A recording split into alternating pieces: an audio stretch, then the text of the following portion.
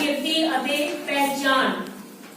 ठीक है जी, सब तो पहला लेखक का नाम डॉक्टर दविंदर सैफी। कलात्मक की है, कला दे नाल संबंधित। सिरलेख का हैडिंग का टाइटल का तुहानू मीनिंग पता होना चाहिए आ कि कलात्मक का मीनिंग की है, कला दे नाल संबंधित। रुचियां, रुचियां की हुंदा आ? साडा इंटरस्ट, साडा रुझान, साडी बिरती की है।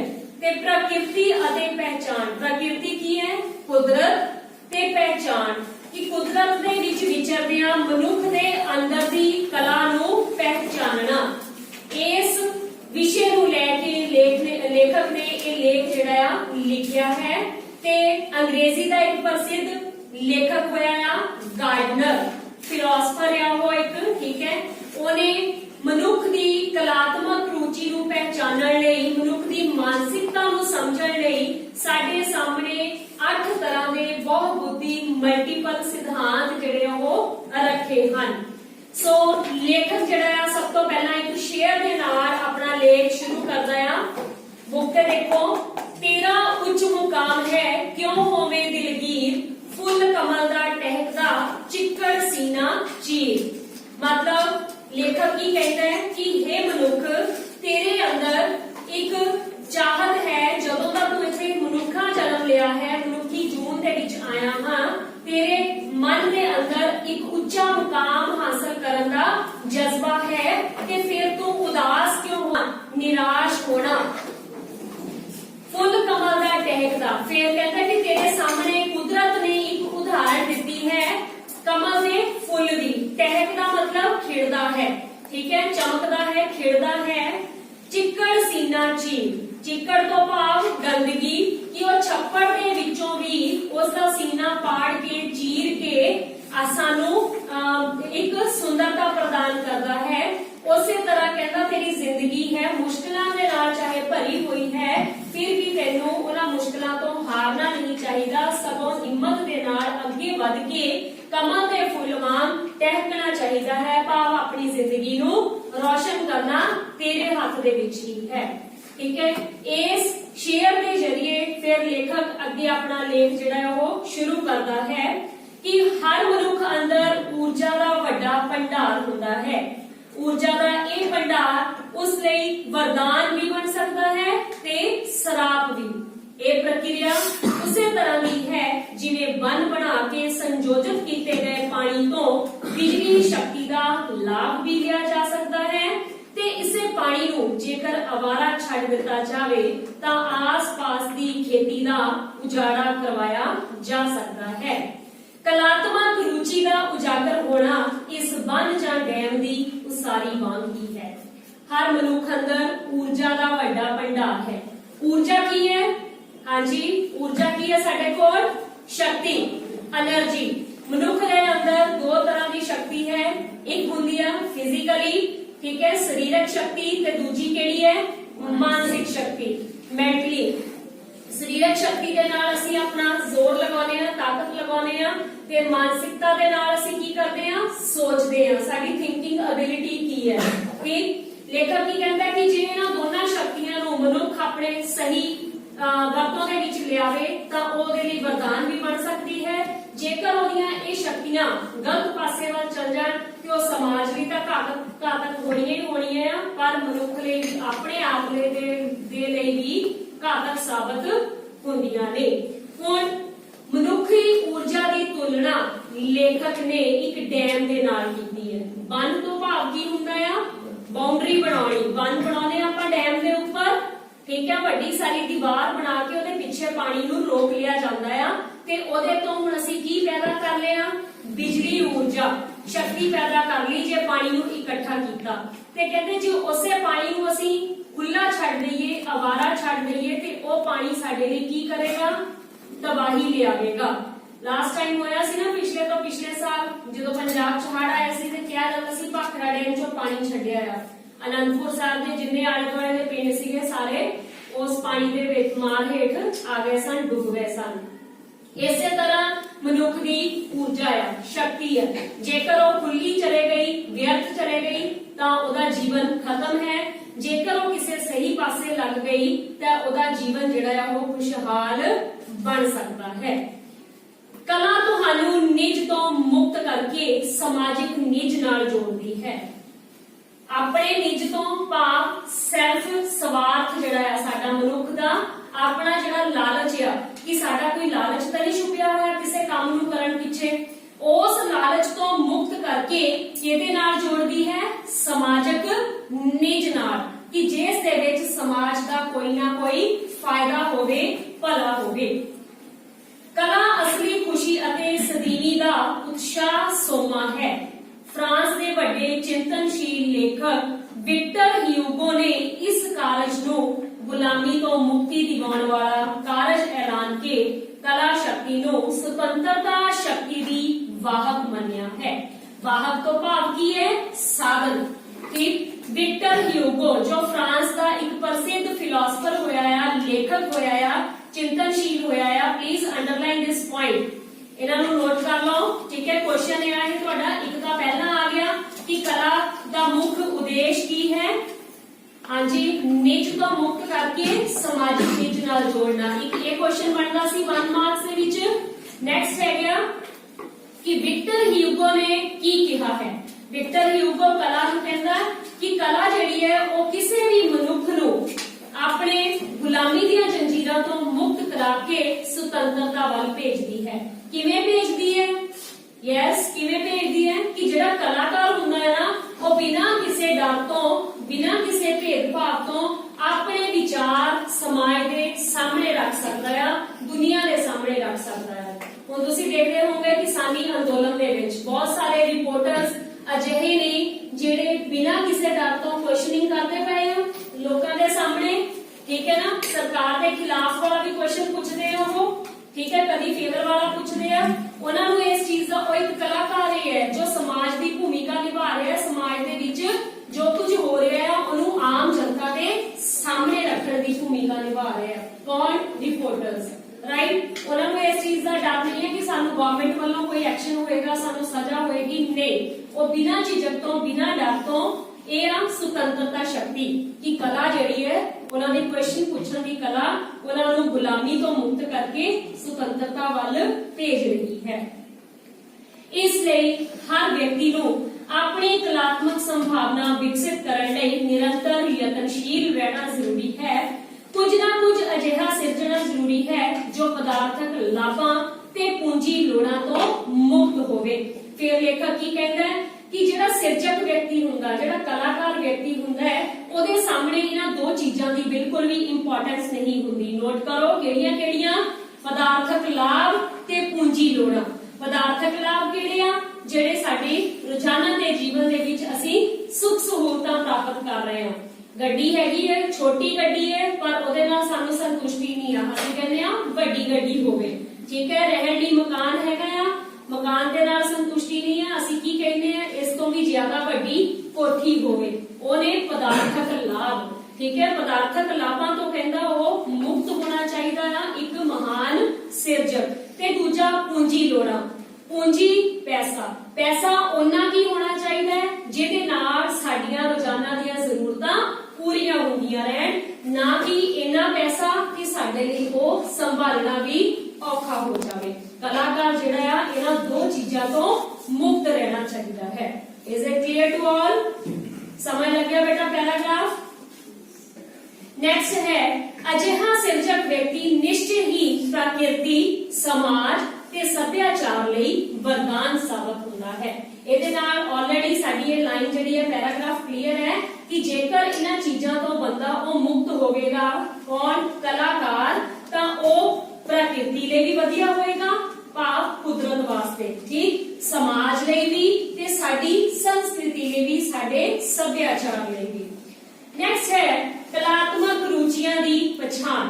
ਹੁਣ ਲੇਖਕ ਨੇ ਬਹੁਤ ਹੀ ਗੰਭੀਰ ਮਸਲੇ ਨੂੰ ਲੈ ਕੇ ਗੱਲ ਕੀਤੀ ਹੈ ਕਿ ਹਰ ਮਨੁੱਖ ਦੇ ਅੰਦਰ ਜਿਹੜੀਆਂ ਇਹ ਕਲਾ ਵਾਲੀਆਂ ਰੁਚੀਆਂ ਹੁੰਦੀਆਂ ਨੇ, ਇੰਟਰਸਟ ਹੁੰਦਾ ਹੈ, ਇਹਨਾਂ ਦੀ ਪਛਾਣ ਕਿਵੇਂ ਕੀਤੀ ਜਾਵੇ ਤੇ ਇਹ ਮਸਲਾ ਕਿਹੋ ਜਿਹਾ ਮਸਲਾ ਹੈ? ਮਸਲਾ ਮਤਲਬ ਵਿਸ਼ਾ, ਟੌਪਿਕ।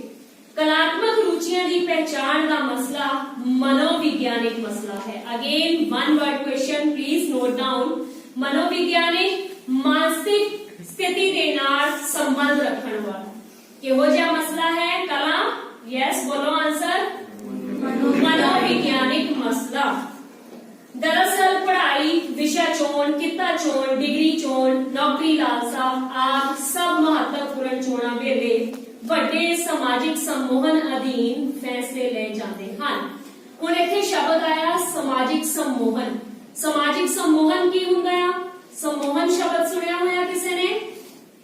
ਹਿਪਨੋਟਾਈਜ਼ ਕਰਨਾ ਸੁਣਦੇ ਹੋ? ਹਿਪਨੋਟਾਈਜ਼ ਤਾਂ ਸੁਣਿਆ ਹੋਇਆ ਕਿ ਨਹੀਂ? ਕਿਸੇ ਨੂੰ ਆਪਣੇ ਵਸ ਵਿੱਚ ਕਰਨਾ। ਕਹਿੰਦੇ ਕਿ ਹੁਣ ਜਦੋਂ ਇੱਕ ਵਿਦਿਆਰਥੀ ਨੇ ਪੜ੍ਹਾਈ ਦੀ ਚੋਣ ਕਰਨੀ ਹੁੰਦੀ ਹੈ, ਵਿਸ਼ਾ ਚੁਣਨਾ, ਨੌਕਰੀ ਚੁਣਨਾ, ਕਿੱਤਾ ਚੁਣਨਾ, ਪ੍ਰੋਫੈਸ਼ਨ ਚੁਣਨਾ, ਡਿਗਰੀ ਚੁਣਨੀ, ਤਾਂ ਉਹ ਜਿਹੜੀ ਚੋਣ ਆ ਉਹ ਕਿਹਦੇ ਖਿੱਚ ਦੇ ਅਧੀਨ ਹੁੰਦੀ ਹੈ? ਸਮਾਜਿਕ ਸਮੂਹਨ ਦੇ ਅਧੀਨ, ਸਮਾਜਿਕ ਖਿੱਚ ਦੇ ਅਧੀਨ। ਠੀਕ ਹੈ, ਸਾਨੂੰ ਦੇਖਣ ਤੇ ਆਲੇ ਦੁਆਲੇ ਲੱਗਦਾ ਹੈ ਕਿ ਸਮਾਜ ਨੂੰ ਇਹਦੀ ਲੋੜ ਆ। ਕਿਹਦੀ ਲੋੜ ਆ? ਡਾਕਟਰਾਂ ਦੀ ਲੋੜ ਆ, ਇੰਜੀਨੀਅਰ ਦੀ ਲੋੜ ਆ, ਅਸੀਂ ਇਹੀ ਬਣਨਾ ਹੈ। ਠੀਕ, ਮਾਂ-ਬਾਪ ਸਾਡੇ ਉਦਾਹਰਣ ਦੇ ਰਹੀਆਂ, ਉਹ ਵੀ ਸਮਾਜ ਦਾ ਹਿੱਸਾ ਨੇ।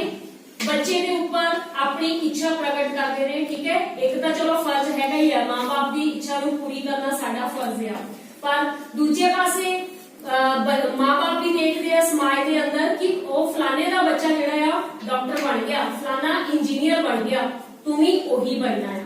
ਠੀਕ, ਤੇ ਉੱਥੇ ਹੁਣ ਅਸੀਂ ਆਪਣੇ ਬੱਚੇ ਦੀ ਜਿਹੜੀ ਇੰਟਰਨਲ ਐਬਿਲਿਟੀ ਹੈ, ਜਿਹੜੀ ਯੋਗਤਾ ਆ, ਉਹਨੂੰ ਅੱਖੋਂ ਪਰੋਖੇ ਕਰ ਦਿੰਦੇ ਆ। ਜਦੋਂ ਵਿਸ਼ਿਆਂ ਦੀ ਚੋਣ ਕੀਤੀ ਜਾਂਦੀ ਹੈ ਜਾਂ ਜਦੋਂ ਡਿਗਰੀ ਦੀ ਚੋਣ ਹੁੰਦੀ ਹੈ ਕਿ ਸਾਡਾ ਬੱਚਾ ਜਿਹੜਾ ਆ ਕਿਹੜੇ ਵਿਸ਼ੇ ਦੀ ਪੜ੍ਹਾਈ ਕਰੇ ਜਾਂ ਕਿਹੜੀ ਡਿਗਰੀ ਵੱਲ ਜਾਵੇ, ਉਦੋਂ ਇਹ ਸਾਰੀ ਖਿੱਚ ਕਿਹੜੀ ਹੁੰਦੀ ਹੈ? ਸਮਾਜਿਕ ਖਿੱਚ। ਸਮਾਜਿਕ ਸਮੂਹਨ ਦੇ ਅਧੀਨ ਹੋ ਕੇ ਫੈਸਲੇ ਲਏ ਜਾਂਦੇ ਆ। ਪਰ ਕੀ ਕਹਿੰਦਾ ਕਿ ਇਹਨਾਂ ਚੋਣਾਂ ਵੇਲੇ ਮੂਲ ਵਿਅਕਤੀ ਰੁਝਾਨ ਅਤੇ ਬੁੱਧੀ ਯੋਗਤਾ ਨੂੰ ਅਕਸਰ ਹੀ ਅੱਖੋਂ ਪਰੋਖੇ ਕਰ ਦਿੱਤਾ ਜਾਂਦਾ ਹੈ। ਮੂਲ ਵਿਅਕਤੀ ਰੁਝਾਨ ਅਸਲ ਦੇ ਵਿੱਚ ਬੱਚੇ ਦਾ ਜਿੱਧਰ ਇੰਟਰਸਟ ਹੋਵੇ। ਵਿਅਕਤੀ ਕੀ ਹੈ? ਸੋਚ, ਲਗਨ। ਠੀਕ, ਕਿ ਬੱਚੇ ਦੀ ਲਗਨ ਕਿੱਧਰ ਆ, ਬੱਚਾ ਕਿਹੜੀ ਰੁਚੀ ਰੱਖਦਾ ਹੈ, ਤੇ ਉਸਦੀ ਬੁੱਧੀ ਯੋਗਤਾ। ਬੁੱਧੀ ਯੋਗਤਾ ਮੈਂਟਲ ਐਬਿਲਿਟੀ। ਬੁੱਧੀ ਯੋਗਤਾ ਕੀ ਹੈ? ਮੈਂਟਲ ਐਬਿਲਿਟੀ, ਉਸਦੀ ਸੋਚਣ ਦੀ ਸ਼ਕਤੀ, ਸਮਝਣ ਦੀ ਸ਼ਕਤੀ ਕਿਹੜੀ ਹੈ, ਕੈਪੇਬਿਲਿਟੀ ਕੀ ਹੈ। ਸਮਾਜਿਕ ਸਮੂਹਨ ਦੀ ਅੱਗੋਂ ਮੰਡੀ ਦੀ ਹਨੇਰੀ, ਪਦਾਰਥਕ ਅਹਿਮੀਅਤ, ਪੂੰਜੀ ਪ੍ਰਾਪਤੀ ਅਤੇ ਸਟੇਟਸ ਸਿੰਬਲ ਦੀ ਧਾਰਨਾ ਵਿੱਚੋਂ ਉਦੈ ਹੁੰਦਾ ਹੈ। ਉਦੈ ਹੋਣਾ, ਪ੍ਰਗਟ ਹੋਣਾ। ਇਹ ਸਮਾਜਿਕ ਸਮੂਹਨ ਜਿਹੜਾ ਆ ਕਿਹੜੀਆਂ ਚੀਜ਼ਾਂ ਦੇ ਵਿੱਚੋਂ ਪੈਦਾ ਹੁੰਦਾ ਆ? ਕਹਿੰਦਾ ਮੰਡੀ ਦੀ ਹਨੇਰੀ ਸਾਡੀ ਆਲੇ ਦੁਆਲੇ ਦੀ ਜ਼ਿੰਦਗੀ ਦੇ ਵਿੱਚ ਆ ਰਹੀਆਂ ਮੁਸ਼ਕਲਾਂ ਤੋਂ ਭਾਵ ਹੈ। ਕਹਿੰਦਾ ਉਹਨਾਂ ਮੁਸ਼ਕਲਾਂ ਤੋਂ ਅਸੀਂ ਉੱਪਰ ਉੱਠਣ ਲਈ ਆਪਣੀ ਜ਼ਿੰਦਗੀ ਦੇ ਵਿੱਚ ਪਦਾਰਥਿਕ ਅਹਿਮੀਅਤ ਨੂੰ ਮਹੱਤਵ ਦਿੰਦੇ ਹਾਂ, ਪੂੰਜੀ ਪ੍ਰਾਪਤੀ ਨੂੰ ਮਹੱਤਵ ਦਿੰਦੇ ਹਾਂ, ਤੇ ਤੀਜਾ ਪੁਆਇੰਟ ਕੀ ਹੈ? Status symbol. ਠੀਕ ਹੈ, ਇੱਕ ਤਾਂ ਅਸੀਂ ਪਦਾਰਥਕ ਮਟੀਰੀਅਲਿਸਟਿਕ ਹੋ ਕੇ ਸੋਚਦੇ ਹਾਂ ਕਿ ਅਸੀਂ ਸਾਰੀਆਂ ਸੁੱਖ ਸਹੂਲਤਾਂ ਪ੍ਰਾਪਤ ਕਰ ਲਈਏ, ਦੂਸਰੇ ਬੰਦੇ ਤੋਂ ਘੱਟ ਨਾ ਰਹੀਏ, ਤੇ ਦੂਸਰਾ ਪੂੰਜੀ, ਸਾਨੂੰ ਵੱਧ ਤੋਂ ਵੱਧ ਪੈਸਾ ਕਮਾਉਣ ਦੀ ਲਾਲਸਾ ਪੈਦਾ ਹੁੰਦੀ ਹੈ, ਤੇ ਤੀਸਰਾ ਸਮਾਜ ਦੇ ਵਿੱਚ ਰਹਿੰਦਿਆਂ ਸਾਡਾ ਉੱਚਾ ਸਟੇਟਸ ਬਣਨਾ ਚਾਹੀਦਾ ਹੈ। ਇਹ ਤਿੰਨ ਚੀਜ਼ਾਂ ਜਿਹੜੀਆਂ ਆ ਸਾਨੂੰ ਸਮਾਜਿਕ ਸਮੂਹਨ ਦੇ ਵਿੱਚੋਂ ਪੈਦਾ ਹੋ ਕੇ ਮਿਲਦੀਆਂ ਹਨ। ਇਸੇ ਲਈ ਵਿਅਕਤੀ ਦੀ ਬਾਹਰੀ ਸੰਰਚਨਾ ਅਤੇ ਅਵਚੇਤਨੀ ਸੰਰਚਨਾ, ਇਹ ਧਿਆਨ ਨਾਲ ਸਮਝੋ ਲਾਈਨ, ਵਿਚਕਾਰ ਖਤਰਨਾਕ ਪਾੜਾ ਪੈ ਜਾਂਦਾ ਹੈ। ਬਾਹਰੀ ਸੰਰਚਨਾ, ਸੰਰਚਨਾ ਹੁੰਦਾ ਆ ਬਣਾਵਟ, ਠੀਕ, ਢਾਂਚਾ। ਬਾਹਰੀ ਕਿਹੜਾ ਆ? ਐਕਸਟਰਨਲ, ਜੋ ਫਿਜ਼ੀਕਲੀ ਸਾਨੂੰ ਦਿਖਾਈ ਦੇ ਰਿਹਾ ਆ, ਮਨੁੱਖ ਦੀ ਸ਼ਖਸੀਅਤ। ਤੇ ਅਵਚੇਤਨੀ ਸੰਰਚਨਾ, ਅਵਚੇਤਨ ਮਨ, ਸਬਕੌਂਸ਼ੀਅਸ ਮਾਈਂਡ, ਜੋ ਸਾਡੇ ਅਚੇਤ ਮਨ ਦੇ ਵਿੱਚ ਸੋਚ ਧਾਰਨੀ ਬੈਠੀ ਹੋਈ ਹੈ ਕਿ ਅੰਦਰੋਂ ਮਨੁੱਖ ਕੀ ਸੋਚ ਰਿਹਾ ਹੈ। ਫਿਰ ਕਹਿੰਦੇ ਇਹਨਾਂ ਦੋਨਾਂ ਦੇ ਵਿੱਚ, ਮਨੁੱਖ ਦੀ ਬਾਹਰੀ ਸ਼ਖਸੀਅਤ ਦੇ ਵਿੱਚ ਤੇ ਮਨੁੱਖ ਦੇ ਇੰਟਰਨਲ ਆਤਮਿਕ ਤੌਰ ਤੇ, ਅਵਚੇਤਨ ਤੌਰ ਤੇ ਉਹਨਾਂ ਦਾ ਆਪਸੀ ਤਾਲਮੇਲ ਨਹੀਂ ਰਹਿੰਦਾ ਜਦੋਂ ਸਾਡੇ ਸਾਹਮਣੇ ਇਹ ਪਦਾਰਥਿਕ ਲੋੜਾਂ ਜਿਹੜੀਆਂ ਆ ਸਾਹਮਣੇ ਆ ਜਾਣ। ਨੈਕਸਟ ਹੈ, ਕਹਿੰਦੇ ਕਿ ਜੇਕਰ ਇਹ ਪਾੜਾ ਕਿਤੇ ਵੱਖ-ਵੱਖ ਸਮਾਜਿਕ ਭ੍ਰਿਸ਼ਟਾਚਾਰਾਂ ਦੁਆਰਾ ਭਰਨ ਦੀ ਕੋਸ਼ਿਸ਼ ਕੀਤੀਆਂ ਜਾਂਦੀਆਂ ਤਾਂ ਕਿਤੇ ਅਡੰਬਰੀ ਗਤੀਵਿਧੀਆਂ ਦੁਆਰਾ ਇਹ ਪਾੜਾ ਅਜਿਹੇ ਖੰਡਿਤ ਵਿਅਕਤੀਤਵ ਨੂੰ ਜਨਮ ਦਿੰਦਾ ਹੈ ਜੋ ਨਾ ਤਾਂ ਸਵੈ ਲਈ ਸ਼ੁਭ ਹੁੰਦਾ ਹੈ ਤੇ ਨਾ ਹੀ ਸਮਾਜ ਲਈ। ਜਦੋਂ ਇਹ ਡਿਫਰੈਂਸ ਸ਼ੁਰੂ ਹੋ ਜਾਵੇ ਕਿ ਮਨੁੱਖ ਦੀ ਬਾਹਰੀ ਸ਼ਖਸੀਅਤ ਕੀ ਕਹਿੰਦੀ ਹੈ ਤੇ ਮਨੁੱਖ ਦੀ ਅੰਦਰੂਨੀ ਸੋਚ ਕੀ ਕਹਿੰਦੀ ਹੈ, ਤਾਂ ਅਜਿਹੀ ਸੋਚ ਦਾ ਮਾਲਕ ਕਹਿੰਦਾ ਇਹੋ ਜਿਹੇ ਵਿਅਕਤੀ ਨੂੰ ਜਨਮ ਦੇ ਦਿੰਦਾ ਹੈ। ਅਜਿਹੇ ਖੰਡਿਤ ਤੋਂ ਭਾਵ ਹੈ ਬਿਖਰੇ ਹੋਏ, ਕਿ ਉਹਦੀ ਸੋਚ ਤੇ ਉਹਦਾ ਬਾਹਰੀ ਐਕਸਪੀਰੀਅੰਸ ਜਿਹੜੀ ਹੈ ਉਹ ਤਾਲਮੇਲ ਨਹੀਂ ਰੱਖਦੀ ਆਪਸ ਦੇ ਵਿੱਚ। ਏਦਾਂ ਦੇ ਵਿਅਕਤੀਤਵ ਨੂੰ ਸ਼ਖਸੀਅਤ ਨੂੰ ਜਨਮ ਦੇ ਦਿੰਦਾ ਹੈ ਜਿਹੜਾ ਤਾਂ ਨਾ ਆਪਣੇ ਆਪ ਲਈ ਸ਼ੁਭ ਹੁੰਦਾ ਹੈ ਤੇ ਨਾ ਹੀ ਉਹ ਵਿਅਕਤੀ ਸਮਾਜ ਲਈ ਚੰਗਾ ਹੋਵੇਗਾ, ਕਿਉਂਕਿ ਜਦੋਂ ਦੋਹਰੀ ਸੋਚ ਵਾਲਾ ਵਿਅਕਤੀ ਜਨਮ ਲੈਂਦਾ ਹੈ ਧਰਤੀ ਤੇ ਤਾਂ ਉਹਦੇ ਅੰਦਰ ਚੰਗੇ ਬੁਰੇ ਨੂੰ ਸਮਝਣ ਦੀ ਪਰਖ ਨਹੀਂ ਹੁੰਦੀ, ਉਹ ਹਮੇਸ਼ਾ ਨੁਕਸਾਨ ਹੀ ਕਰੇਗਾ। ਜਦੋਂ ਵਿਅਕਤੀ ਅਜਿਹੀ ਹੋਣੀ ਦਾ ਭਾਗੀ ਬਣ ਜਾਵੇ ਤਾਂ ਉਦੋਂ ਵੀ ਕਲਾ ਉਸ ਨੂੰ ਜੀਵਨ ਦਾ ਅਖੰਡ ਮਾਰਗ ਪ੍ਰਦਾਨ ਕਰਦੀ ਹੈ। ਫਿਰ ਕਹਿੰਦੇ ਕਿ ਕਈ ਵਾਰੀ ਜ਼ਿੰਦਗੀ ਦੇ ਵਿੱਚ ਇਹੋ ਜਿਹਾ ਵਾਕਿਆ ਵਰਤ ਜਾਂਦਾ ਆ, ਇਹੋ ਜਿਹੀ ਘਟਨਾ ਚਾਂਸ ਆ ਜਾਂਦਾ ਹੈ ਕਿ ਜੇਕਰ ਮਨੁੱਖ ਦੋਹਰੀ ਸੋਚ ਦਾ ਮਾਲਕ ਬਣ ਵੀ ਜਾਵੇ ਤਾਂ ਕਦੇ ਨਾ ਕਦੇ ਉਹਨੂੰ ਅਜਿਹਾ ਧੱਕਾ ਲੱਗਦਾ ਹੈ, ਕੋਈ ਹੋਣੀ ਵਾਪਰਦੀ ਹੈ, ਠੀਕ ਹੈ, ਅਜਿਹੀ ਹੋਣੀ ਦਾ ਭਾਗੀ ਬਣ ਜਾਵੇ। ਭਾਗੀ ਮਤਲਬ ਹਿੱਸੇਦਾਰ, ਭਾਈਵਾਲ, ਕਿ ਜਦੋਂ ਕੋਈ ਉਹਦੇ ਨਾਲ ਘਟਨਾ ਵਾਪਰੇ ਤਾਂ ਫਿਰ ਉਹਦੇ ਅੰਦਰੋਂ ਜਿਹੜੀ ਛੁਪੀ ਹੋਈ ਕਲਾ ਆ ਉਹ ਬਾਹਰ ਨਿਕਲਣੀ ਸ਼ੁਰੂ ਹੋ ਜਾਂਦੀ ਹੈ। ਕਲਾਤਮਕ ਕਾਰਜ ਨਾਲ ਜੁੜ ਕੇ ਉਹ ਆਪਣੇ ਸਾਰੇ ਬਿਖਰਾਓ ਨੂੰ ਸਮਗਰਤਾ ਪ੍ਰਦਾਨ ਕਰ ਸਕਦਾ ਹੈ। ਸਮਗਰਤਾ, ਸਮੁੱਚਤਾ, ਇਕੱਠਤਾ, ਠੀਕ। ਫਿਰ ਕਹਿੰਦੇ ਕਿ ਕਲਾ ਨਾਲ ਜੁੜ ਕੇ ਉਹ ਵਿਅਕਤੀ ਜਿਹੜਾ ਖਿਲਰਿਆ ਹੋਇਆ ਹੈ ਆਪਣੇ ਜੀਵਨ ਦੇ ਵਿੱਚ, ਮੁਸ਼ਕਿਲਾਂ ਦੇ ਵਿੱਚ ਘਿਰਿਆ ਹੋਇਆ ਹੈ, ਉਹ ਕਲਾ ਦੇ ਵਿੱਚ ਪ੍ਰਵੇਸ਼ ਕਰਕੇ ਆਪਣੇ ਆਪ ਨੂੰ ਇੱਕ ਸਮੂਹ ਦੇ ਰੂਪ ਦੇ ਵਿੱਚ ਇਕੱਠਾ ਕਰਕੇ ਪੇਸ਼ ਕਰ ਸਕਦਾ ਹੈ। ਮੰਡੀ ਵਿੱਚ ਖਿਲਰੇ ਆਪਣੇ ਟੋਟਿਆਂ ਟੁਕੜਿਆਂ ਨੂੰ ਇਕੱਤਰ ਕਰਕੇ ਆਪਣੇ ਅਣਮੁੱਲੇ ਸਿਰਜਣਾਤਮਕ ਅਸਤਿਤਵ ਨਾਲ ਕਲਿੰਗੜੀ ਪਾ ਸਕਦਾ ਹੈ। ਕਲਿੰਗੜੀ ਪਾਉਣੀ ਕਬੱਡੀ ਦੀ ਖੇਡ ਦੇ ਵਿੱਚ ਮੈਂ ਪਹਿਲਾਂ ਵੀ ਦੱਸਿਆ ਸੀ, ਜਦੋਂ ਇੱਕ ਧਿਰ ਵਾਲਾ ਬੰਦਾ ਦੂਸਰੇ ਬੰਦੇ ਨੂੰ ਲੱਤ ਦੇ ਨਾਲ ਕੈਂਚੀ ਪਾ ਕੇ, ਕਲਿੰਗੀ ਪਾ ਕੇ ਕਾਬੂ ਵਿੱਚ ਕਰਦਾ ਆ, ਠੀਕ। ਤੇ ਇੱਥੇ ਅਸੀਂ ਕਲਿੰਗੜੀ ਕਿਹਨੂੰ ਪਾਉਣੀ ਹੈ? ਹਾਂਜੀ, ਕਲਿੰਗੜੀ ਕਿਹਨੂੰ ਪਾਉਣੀ ਹੈ? ਆਪਣੇ ਖਿੰਡਰੇ ਹੋਏ ਮਕਸਦ ਨੂੰ, ਆਪਣੇ ਖਿਲਰੇ ਹੋਏ ਉਦੇਸ਼ ਨੂੰ ਕਲਾ ਦੇ ਰਾਹੀਂ ਇਕੱਠਾ ਕਰਕੇ ਰੱਖਣ ਦਾ ਫਰਜ਼ ਸਾਹਮਣੇ ਆਉਂਦਾ ਹੈ। ਇਹ ਵੀ ਇੱਕ ਮਨੋਵਿਗਿਆਨਿਕ ਤੇ ਅਧਿਆਤਮਕ ਤੱਥ ਹੈ ਕਿ ਵਿਅਕਤੀ ਜਿਸ ਨੂੰ ਪ੍ਰੇਮ ਕਰਦਾ ਹੈ ਉਹ ਜਿਹਾ ਹੀ ਬਣਨਾ ਸ਼ੁਰੂ ਹੋ ਜਾਂਦਾ ਹੈ। ਫਿਰ ਕਹਿੰਦੇ ਮਨੁੱਖ ਦੇ ਅੰਦਰ ਚੇਂਜ ਆਉਣੀ ਸ਼ੁਰੂ ਹੁੰਦੀ ਹੈ ਜਦੋਂ ਉਹ ਕਲਾ ਨੂੰ ਇੱਕ ਪ੍ਰੇਮ ਭਗਤੀ ਦੇ ਰੂਪ ਦੇ ਵਿੱਚ ਸਮਝਣ ਲੱਗ ਪਵੇ, ਤਾਂ ਫਿਰ ਉਹ ਉਦਾਂ ਦਾ ਹੀ ਮਨੁੱਖ ਬਣਨ ਲੱਗ ਪੈਂਦਾ ਹੈ। ਕਲਾ ਖੁਦ ਸਤਿਅਮ, ਸ਼ਿਵਮ, ਸੁੰਦਰਮ ਦਾ ਮੁਜੱਸਮਾ ਹੈ। Please note down this point, very very important. 1 marks question ਕਿ ਕਲਾ ਕਿਹਨਾਂ ਚੀਜ਼ਾਂ ਦਾ ਮੁਜੱਸਮਾ ਹੈ? ਮੁਜੱਸਮਾ ਤੋਂ ਭਾਵ ਕੀ ਹੈ? ਮੂਰਤ, ਠੀਕ ਹੈ। ਮੁਜੱਸਮਾ ਮੂਰਤ, ਇੱਕ ਤਸਵੀਰ ਜਿਹੜੀ ਸਾਡੇ ਸਾਹਮਣੇ ਆਉਂਦੀ ਹੈ। ਕਲਾ ਦੇ ਵਿੱਚ 3 ਚੀਜ਼ਾਂ ਮੌਜੂਦ ਹੁੰਦੀਆਂ ਨੇ, ਕਿਹੜੀਆਂ-ਕਿਹੜੀਆਂ? ਸਤਿਅਮ, ਸਤਿਅਮ ਤੋਂ ਭਾਵ ਕੀ ਹੋਏਗਾ? ਹਾਂਜੀ, ਤੁਸੀਂ ਪਹਿਲਾਂ ਪੜ੍ਹਿਆ ਹੈ, ਸੱਚ, ਸਚਾਈ। ਨੈਕਸਟ ਸ਼ਿਵਮ, ਪਰਮਾਤਮਾ ਨੂੰ ਕਿਹਾ ਗਿਆ ਹੈ। ਔਰ ਸੁੰਦਰਮ, ਸੁੰਦਰਤਾ, ਕੋਈ प्राकृतिक सुंदरता नजर आ सकती है, कोई शरीरक सुंदरता नजर आ सकती है, कोई मानसिक सुंदरता नजर आ सकती है। किहदे विचों? कला दे विचों, ठीक है। प्राकृतिक सुंदरता किहड़ी कला चों नजर आउंदी है सानू? कोई एग्जांपल दस सकदे हो? प्राकृतिक सुंदरता जदों कोई पेंटर कलाकार अपनी पेंटिंग बनाउंदा है, बनाउंदा कि नहीं? यस, फोटोग्राफी ਦੇ ਵਿੱਚੋਂ ਸਾਨੂੰ ਪ੍ਰਾਕਿਰਤਿਕ ਸੁੰਦਰਤਾ, ਸਾਡੇ ਵਾਤਾਵਰਣ ਦੀ ਸੁੰਦਰਤਾ ਦਿਖਾਈ ਦੇ ਸਕਦੀ ਹੈ, ਠੀਕ। ਸ਼ਿਵਮ, ਪਰਮਾਤਮਾ ਦਾ ਸਰੂਪ ਸਾਨੂੰ ਕਿਹੜੀ ਕਲਾ 'ਚ ਨਜ਼ਰ ਆ ਸਕਦਾ ਹੈ? ਕਿਹੜੀ ਕਲਾ ਮਨੁੱਖ ਦੇ ਅੰਦਰ ਹੁੰਦੀ ਹੈ ਕਿ ਸਾਨੂੰ ਪਰਮਾਤਮਾ ਦੇ ਦਰਸ਼ਨ ਕਰਾ ਦੇਵੇ? ਪੂਜਾ, ਭਗਤੀ, ਸੰਗੀਤ, ਸਾਧਨਾ, ਸਭ ਤੋਂ ਵੱਡਾ ਭਗਤੀ, ਭਜਨ ਤੇ ਗੁਰਬਾਣੀ ਸ਼ਬਦ। ਉਹੀ ਹੈ ਨਾ, ਕਲਾ ਹੀ ਹੈ ਨਾ। ਉਹ ਵੀ ਕਿਸੇ ਨੇ ਗਾਉਣਾ, ਸੰਗੀਤ ਦੇ ਰਾਹੀਂ ਗਾਉਣਾ, ਭਗਤੀ ਕਰਨੀ, ਠੀਕ ਹੈ। ਉਹਦੇ ਵਿੱਚੋਂ ਸਾਨੂੰ ਪਰਮਾਤਮਾ ਦੇ ਦਰਸ਼ਨ ਹੁੰਦੇ ਨੇ। ਤੇ ਸਤਿਅਮ, ਸੱਚ। ਸੱਚ ਕੀ ਹੈ? ਜਦੋਂ ਵਿਅਕਤੀ ਲਿਖਣ ਵਾਲਾ, ਲੇਖਕ ਆ, ਆਪਣੀਆਂ ਰਚਨਾਵਾਂ ਦੇ ਰਾਹੀਂ ਸਾਹਿਤ ਦੇ ਰੂਪ ਦੇ ਵਿੱਚ ਸਮਾਜ ਵਿੱਚ ਵਾਪਰ ਰਹੀਆਂ ਘਟਨਾਵਾਂ ਨੂੰ ਮਨੁੱਖ ਦੇ ਸਾਹਮਣੇ ਰੱਖਦਾ ਹੈ ਆਪਣੀਆਂ ਰਚਨਾਵਾਂ ਦੇ ਰਾਹੀਂ। ਤੇ ਉਹ ਕੀ ਹੈ? ਸੱਚ, ਜੋ ਕੁਝ ਸਮਾਜ ਵਿੱਚ ਵਾਪਰ ਰਿਹਾ ਹੋਵੇ। ਸੋ ਇਸ ਤਰ੍ਹਾਂ कला जिहड़ी है इन्हां तिन्नां चीजां दा सुमेल है। याद रहेगा जी, सत्यम, शिवम ते सुंदरम। इसलिए इस नाल संबंधित व्यक्ति के अस्तित्व विच इन्हां उचेरे मुल्लां दी आमद सुते सिद्ध ही हो जाती है।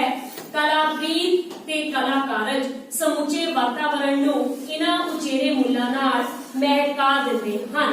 हुण कला दे विच प्रीत ते कारज होने, दो चीजां दा होना बहुत जरूरी है। लेखक कहता है जेड़ा बंदा लगन दे नाल, प्रीत तो भाव की है लगन, लगन दे नाल अपनी कला नूं निभावेगा ते कारज समझ के, कारज मतलब काम, किरत समझ के करेगा, ਉਹ ਸਮੁੱਚੇ ਵਾਤਾਵਰਣ ਨੂੰ ਆਪਣੇ ਉਦੇਸ਼ਾਂ ਦੇ ਨਾਲ ਜਾਂ ਆਪਣੇ ਕੋਸ਼ਿਸ਼ਾਂ ਦੇ ਨਾਲ ਮਹਿਕਾ ਸਕਦਾ ਹੈ, ਤਾਂ ਖੁਸ਼ਹਾਲ ਬਣਾ ਸਕਦਾ ਹੈ। ਮਾਪਿਆਂ, ਅਧਿਆਪਕਾਂ ਤੇ ਸਮਾਜਿਕ ਸਮੂਹਾਂ ਤਹਿਤ ਕੋਈ ਨੌਜਵਾਨ ਚਾਹੇ ਕਿਸੇ ਵੀ ਸਾਂਝੇ ਅਧੀਨ ਕੰਮ ਕਰ ਰਿਹਾ ਹੋਵੇ, ਆਪਣੀ ਕਲਾ ਯੋਗਤਾ ਦੀ ਪਹਿਚਾਣ ਬੇਹੱਦ ਜ਼ਰੂਰੀ ਹੈ। ਹੁਣ ਵਿਅਕਤੀ ਜਦੋਂ ਹੌਲੀ ਹੌਲੀ ਵੱਡਾ ਹੁੰਦਾ, ਫਿਰ ਚਾਹੇ ਕਹਿੰਦੇ ਉਹ ਮਾਪਿਆਂ ਦੇ ਅਧੀਨ ਕੋਈ ਰਹਿ ਕੇ ਕੰਮ ਕਰਦਾ ਹੈ, ਉਹਨਾਂ ਦੀ ਗਾਈਡੈਂਸ ਦੇ ਅੰਡਰ, ਜਾਂ ਅਧਿਆਪਕਾਂ ਦੇ ਅੰਡਰ ਕੋਈ ਕੰਮ ਕਰਦਾ ਹੈ, ਤੇ ਜਾਂ ਕਿਸੇ ਆਰਗੇਨਾਈਜੇਸ਼ਨ ਦੇ ਵਿੱਚ, ਸਮਾਜਿਕ ਸਮੂਹ ਮਤਲਬ ਕਿਸੇ ਸਮਾਜਿਕ ਸੰਸਥਾ ਦੇ ਵਿੱਚ ਜਾ ਕੇ ਕੰਮ ਕਰਦਾ ਆ, ਤਾਂ ਉੱਥੇ ਕੰਮ ਕਰਦੇ ਹਰੇਕ ਵਿਅਕਤੀ ਨੂੰ ਆਪਣੇ ਅੰਦਰਲੀ ਕਲਾ ਨੂੰ ਪਹਿਚਾਨਣਾ ਬਹੁਤ ਜ਼ਰੂਰੀ ਹੈ। ਇਹ ਪਹਿਚਾਨ ਲਈ ਮਨੋਵਿਗਿਆਨਿਕ ਸੂਤਰ ਸਾਡੇ ਲਈ ਸਹਾਈ ਹੋ ਸਕਦੇ ਹਨ, ਤੇ ਉਸ ਕਲਾ ਨੂੰ ਪਹਿਚਾਨਣਾ ਕਿਵੇਂ ਹੈ, ਉਹਦੇ ਨਾਲ ਕਹਿੰਦੇ ਸਾਨੂੰ ਮਨੋਵਿਗਿਆਨਿਕ ਸੂਤਰ ਮਿਲੇ ਹੋਏ ਨੇ। ਸੂਤਰ ਮਤਲਬ ਸੋਰਸ ਮਿਲੇ ਹੋਏ ਨੇ। ਇਹ ਮਨੋਵਿਗਿਆਨੀ ਜਿਹੜੇ ਫਿਲਾਸਫਰ ਨੇ, ਉਹਨਾਂ ਨੇ ਸਾਨੂੰ ਖੋਜਾਂ ਕਰ ਕਰਕੇ ਦੱਸਿਆ ਹੈ ਕਿ ਆਪਣੀ ਕਲਾ ਨੂੰ ਕਿਵੇਂ ਪਹਿਚਾਨਿਆ ਜਾਵੇ। Harvard graduate school of education ਦੇ ਪ੍ਰੋਫੈਸਰ, ਨੋਟ ਕਰੋ, ਬਹੁ ਬੁੱਧੀ ਸਿਧਾਂਤ ਕਿਸ ਨੇ ਦਿੱਤਾ ਤੇ ਇਹ ਸਿਧਾਂਤ ਕੀ ਹੈ। 2 ਮਾਰਕਸ ਦੇ ਵਿੱਚ ਕੁਐਸਚਨ ਹੈ ਜੋ ਮੈਂ ਪੜ੍ਹ ਰਹੀ ਹਾਂ ਹੁਣ, ਉਹ ਪੈਰਾਗ੍ਰਾਫ ਉਹਦਾ ਆਨਸਰ ਹੋਏਗਾ। ਮਨੋਵਿਗਿਆਨਿਕ ਗਾਰਡਨਰ ਨੇ ਆਪਣੇ ਬਹੁ ਬੁੱਧੀ ਸਿਧਾਂਤ, ਜਿਸ ਨੂੰ ਕਿ ਬੁੱਧੀ ਸੰਬੰਧੀ ਸੱਭਿਆਚਾਰਕ ਆਧਾਰ ਵਾਲਾ ਸਿਧਾਂਤ ਵੀ ਕਿਹਾ ਹੈ, ਰਾਹੀਂ ਵੱਖ-ਵੱਖ ਬੁੱਧੀ ਯੋਗਤਾਵਾਂ ਦੀ ਪਹਿਚਾਣ ਕਰਾਉਣ ਦੀ ਕੋਸ਼ਿਸ਼ ਕੀਤੀ ਹੈ। ਠੀਕ ਹੈ ਜੀ, ਗਾਰਡਨਰ ਨੇ 8 ਤਰ੍ਹਾਂ ਦੇ ਮਲਟੀਪਲ ਇੰਟੈਲੀਜੈਂਸ ਪ੍ਰਿੰਸੀਪਲਸ ਸਾਨੂੰ ਦਿੱਤੇ ਨੇ, ਜਿਨ੍ਹਾਂ ਦੇ ਨਾਲ ਅਸੀਂ ਆਪਣੀ ਬੁੱਧੀ ਯੋਗਤਾ ਦੀ, ਭਾਵ ਮੈਂਟਲ ਐਬਿਲਿਟੀ ਦੀ, ਮੈਂਟਲ ਯੋਗਤਾ ਪਰਖ ਸਕਦੇ ਹਾਂ, ਮਾਨਸਿਕ। ਇਹ ਪਹਿਚਾਣ ਸਾਡੇ ਲਈ ਆਪਣੀ ਕਲਾ ਬਿਰਤੀ ਪਛਾਣਨ ਲਈ ਬੇਹੱਦ ਲਾਹੇਵੰਦ ਸਾਬਤ ਹੋ ਸਕਦੀ ਹੈ। ਇਸ ਲਈ ਸੰਕੇਤਕ ਤੌਰ ਤੇ ਇਸ ਸਿਧਾਂਤ ਵਿੱਚੋਂ ਗੁਜ਼ਰਦੇ ਹੋਏ ਆਪਣੀਆਂ ਕਲਾਤਮਕ ਬਿਰਤੀਆਂ ਦੀ ਪਹਿਚਾਣ ਬਾਰੇ ਵਿਚਾਰ ਕਰ ਸਕਦੇ ਹਾਂ।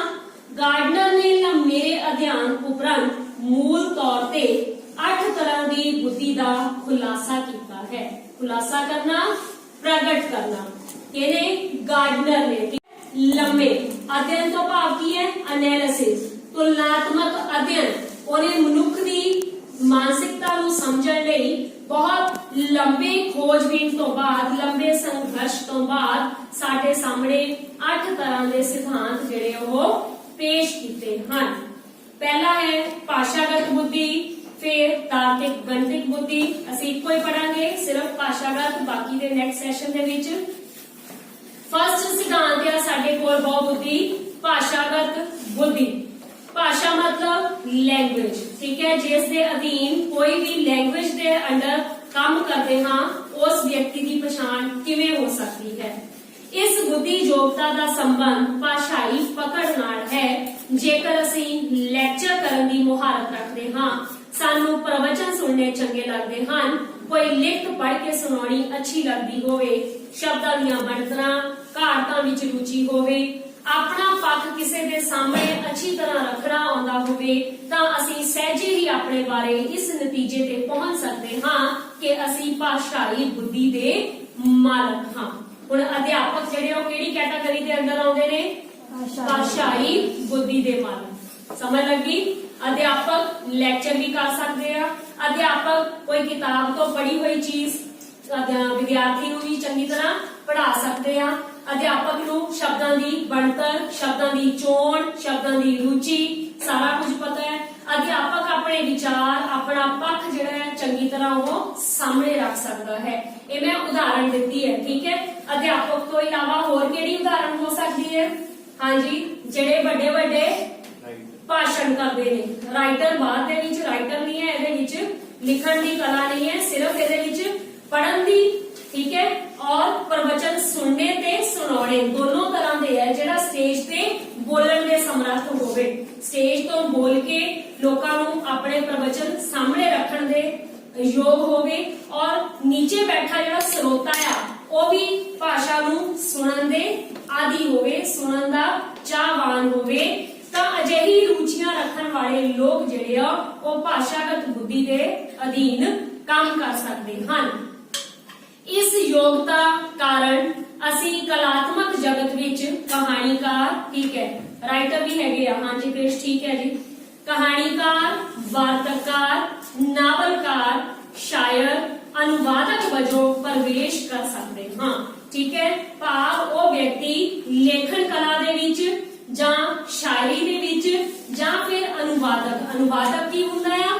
ਟ੍ਰਾਂਸਲੇਟਰ, ਇੱਕ ਭਾਸ਼ਾ ਤੋਂ ਦੂਸਰੀਆਂ ਭਾਸ਼ਾਵਾਂ ਦੇ ਵਿੱਚ ਉਹਦਾ ਟ੍ਰਾਂਸਲੇਟ ਕਰਨਾ, ਉਹਦਾ ਅਨੁਵਾਦ ਕਰਨਾ, ਇਸ ਵਿਸ਼ੇ ਦੇ ਵਿੱਚ ਆਪਣਾ ਭਵਿੱਖ ਜਿਹੜਾ ਉਹ ਸਵਾਰ ਸਕਦਾ ਹੈ।